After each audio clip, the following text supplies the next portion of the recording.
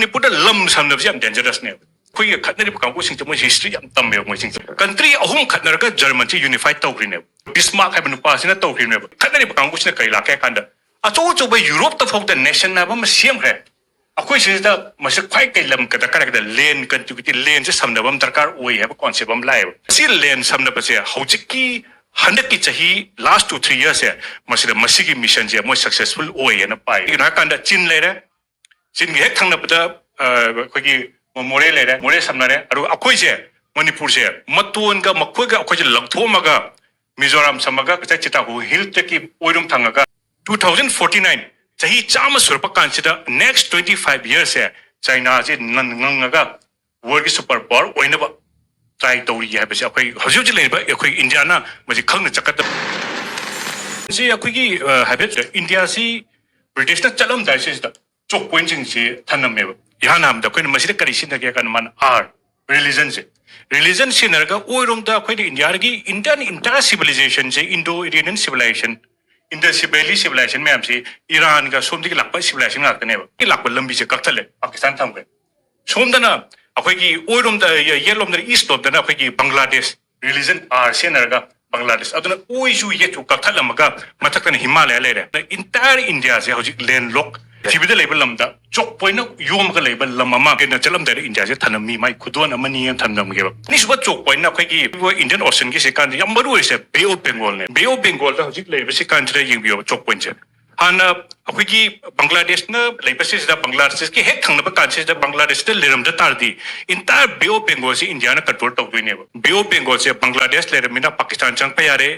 adiki loi chang pa yare Bay of Bengal la yamna sachina kirisina kai no kan da hoji akwai da jai ne Saint Martin khangdi ama khangdi message da Chinese na China na submarine ki magi plan sa ba hore aduna akwai India da question ba mayam se China ki submarine base loina lei da Chinese nuclear submarine point loina lei ta pa akwai ki hoji lei ba akwai ki Indian Ocean se message da China na loina control tawi habizan tham jake ba akwai India na advantage kitang lei ba sina kitang chakhlaga Andaman Nicobar pai ba se Andaman Nicobar ri chala kanang se state of Malacca si ki da India na kitang control to bagi position am lei kan se da ajib mayam ne ki sina United States na state of Malacca je Singapore ke ma relation phabni na control to matam da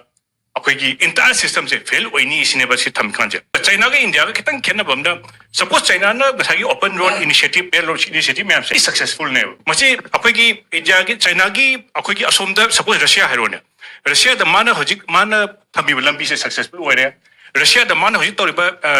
ka sa ba khangdia ba samte hana 1% level degi hojik 40% increase like reba masi ki increase me am level kan se da mana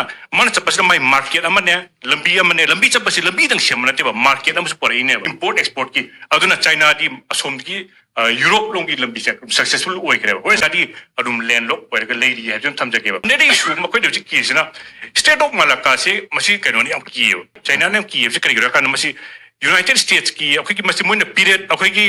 mayam na akwai ki pot huram kharap ki masi ki namada United States na magis nuclear submarine de atop to warfare ki machine mam thamme ba masi ki se jab sinara ga masi chok to hitari akwai ki South China Sea da Taiwan ki le matam se China se samna repetitive si du ki ba ki mana Burma phauchala ga sembal lambi chi to kra se ba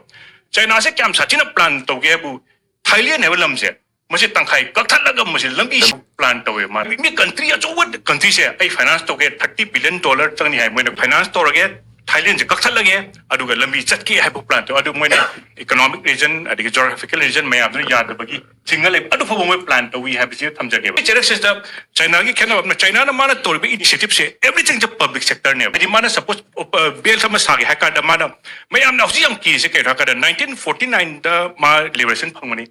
2049 chahi chama surpa kansida next 25 years hai China je nanga world ki super power oina ba try to ya ba se akwai haju je le ba akwai India na maji khangna chakatabani adum basi levitab ne thamja ke cherak sida bana kariyam lakya kanda hojiki 2049 ne jikita ngare 2024 ni 2049 bokda mana lakpa yare se ngasagi akwai ki Burma rom da lakkan se magi sari ba pot me am se bank system me am se financing se masana paisa putok chei government of China na tawi ba whereas India gi India na chat ki ba maham sing jesum ying biyo ba suppose Sri Lanka da magi initiative loi failure se karigino failure se kaino akanda India gi chapra matam da government of India ni initiative lokatte man Adani sine ari Bangladesh to mani electricity supply to India na adubu China na to badari mai submarine nation amna torpade boras India gi mai Adani electricity du mana payo adu lam da mana chakibada nation amagi to yauba adu mai thabak sing to India na kitang wat pa man ba adu ki to busina China na control to bani ha bisima thamjage akoi gi entire Indian politics akoi gi northwest federal province akoi na Khyber Pass ha bisi oi ma khu ngor le akoi Indian system jadi akoi Pakistan da sinma da khangde Pakistan da adu bo Indian politics ta khwai gi soibam na India da di Pakistan che di vote kai adu ga China chaiba hojik khaga yaure ko adu Burma chaiba di vote ka di adu akoi Indian entire system che ma che akoi gi vote politics electoral politics adu northwest frontier province ta ngawani na som da loina chat khre ha bisi thamjage ba bi cher kan sida akoi na masila kan sida akoi gi arama religion sin na khre matang sida akoi gi land contiguity se land samna ba se masi akoi Manipur kasis ta kitam puchanjar kan da Manipur da lam samna bi am dangerous ne tam jab se kada da to ka kan akoi se Manipur da thaina akoi scientist engineer doctor bi am tam yer ka history ku se ka Manipur ka tam zero tam kan akoi kangku akoi khatnari kangku sing mo history am tam me mo sing ko na tam kan akoi gi hoji akoi na pari ba German unification hoji ki unification na te ko 1971 gi Ottoman Bismarck na German loksan ba se man Danish am khadare adagi Austria am khadare adagi lam ahum ne ma khana France khana country ahum khana ka German chi unified tawri ne Bismarck ha banu pa sina tawri ne masida inspire tor kan da akoi gi khana ni bang kusna kai la ka kan da acho ba Europe ta fok da nation na ba ma siam re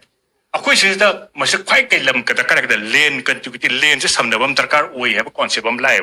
masi land samna ba se hojik ki 100 ki chahi last 2-3 years se masida masigi mission je mo successful oi na pai kai na kan da chin le re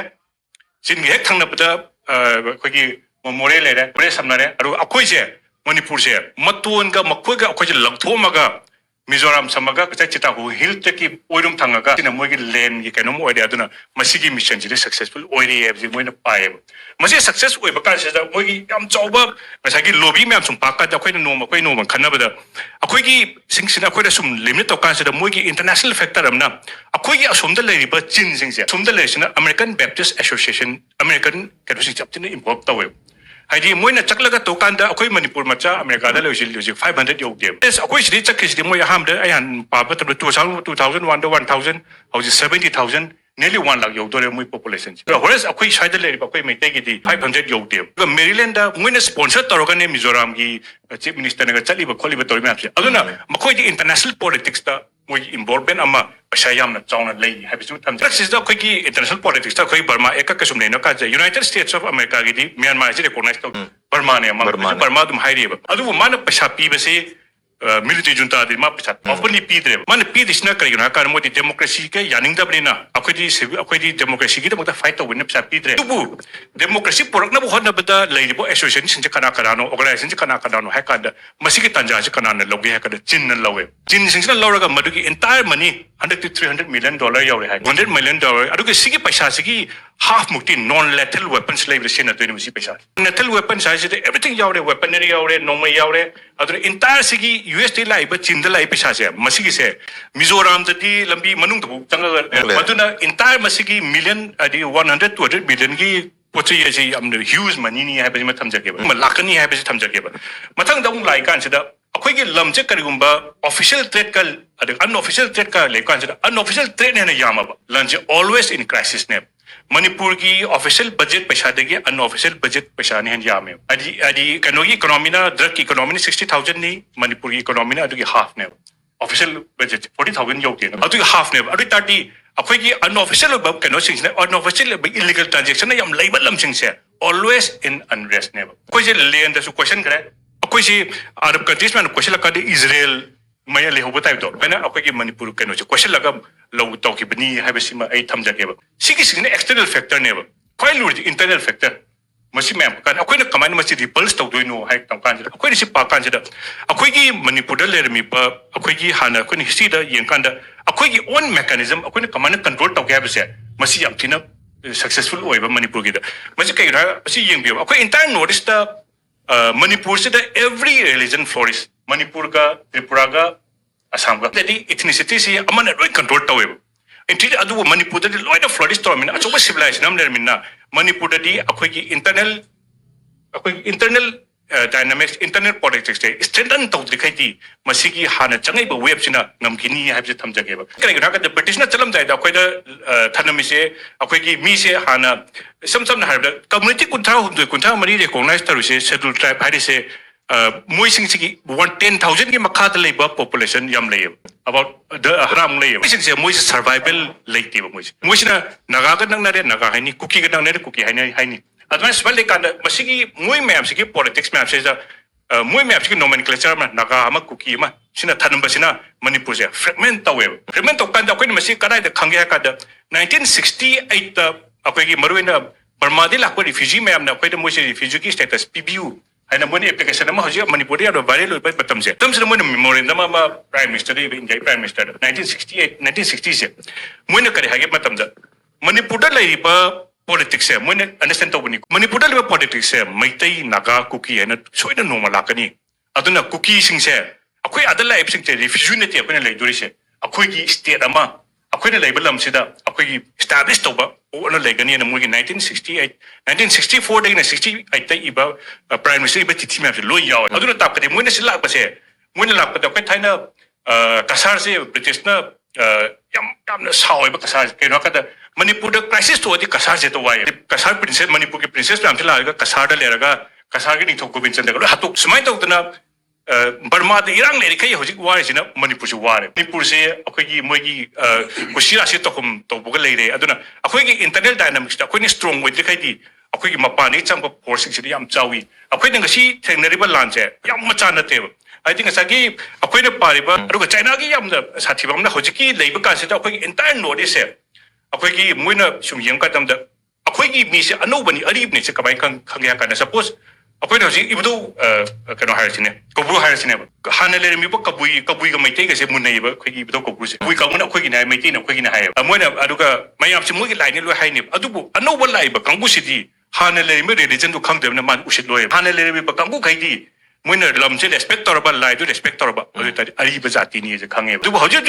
kobru da khang de ibdo thang ji na khage ming on thok tor ko tor tori si di anu ba mini hai se kine brut taw ba man masi jerak se da akoi nong pari na Sigi dynamics में आपसे ता मणिपुर की politics मैंने तो दोनों हाँ कंडा अकोई की Indian politics है मसीदा एक ऐसा है Khyber Pass ता Novus Frontier Province लोई लेबर तो वाइना मसी ना तब अकोई की मणिपुर की movements है कितने understand तो बना ता ना self strengthening अकोई की से dynamics internal और external से अनुमान प्रॉब्लम नहीं नसी